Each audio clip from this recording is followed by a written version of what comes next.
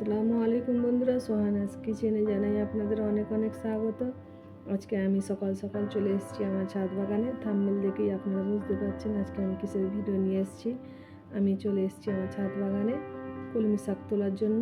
চলুন এক এক করে শাকগুলো তুলে নিই।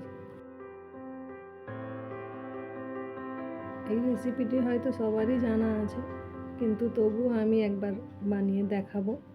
আর আমার ছাদ বাগানের নিচে হাতে চাষ করা শাক তুলে রান্না করার যে মুহূর্তটা আপনাদের সঙ্গে শেয়ার করলাম।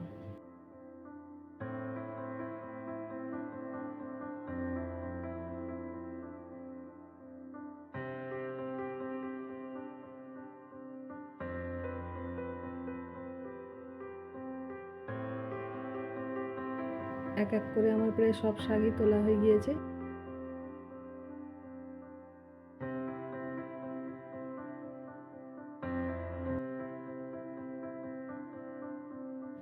চলুন এবার রান্নাঘরে ফিরে যাই, শাকগুলো বেছে ধুয়ে কেটে নেব।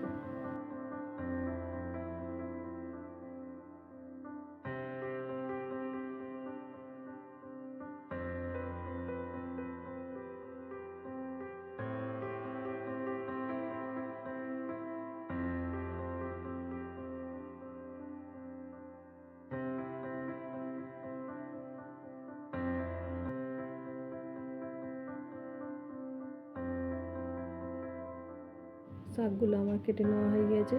এবারে আমি চুলায় একটি কড়াই বসিয়ে দিয়েছি। আমি শাকগুলো প্রথমে একটু সিদ্ধ করে নেব। শাক সিদ্ধ করার জন্য আমি কিন্তু কোনো রকমের জল ব্যবহার করব না। আমি অল্প একটু হলুদ আর লবণ দিয়ে ঢাকনা বন্ধ করে শাকটা সিদ্ধ হতে দেব।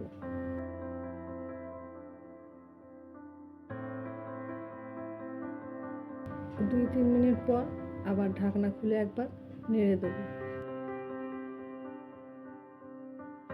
শাকটা নেড়ে দিয়েছি, আবারও ঢাকনা বন্ধ করে কিছুক্ষণ সিদ্ধ করে নেব। দেখুন আমার শাকটা প্রায় সিদ্ধ হয়ে এসেছে, আর জল কিন্তু একেবারেই নেই। একেবারে শুকনো করে আমি সিদ্ধ করে নিয়েছি।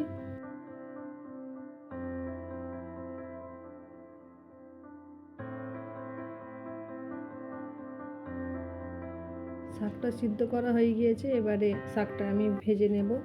তার জন্য আমি ফ্রাই প্যানে অল্প একটু সরিষার তেল আর একটা মিডিয়াম সাইজের পেঁয়াজ পাতলা পাতলা করে কুচিয়ে নিয়েছি। নিয়ে অল্প একটু নাড়াচাড়া করে নেব। তারপর দিয়ে দেব অল্প একটু গুঁড়ো লঙ্কা আর দিয়ে দেব দুটো শুকনো লঙ্কা, দিয়ে একটু নাড়াচাড়া করে নেব।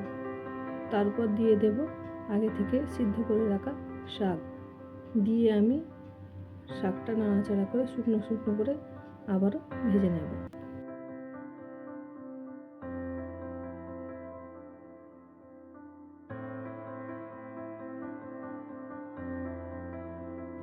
দেখুন শাকটা আমার শুকনো শুকনো করে ভাজা হয়ে গিয়েছে।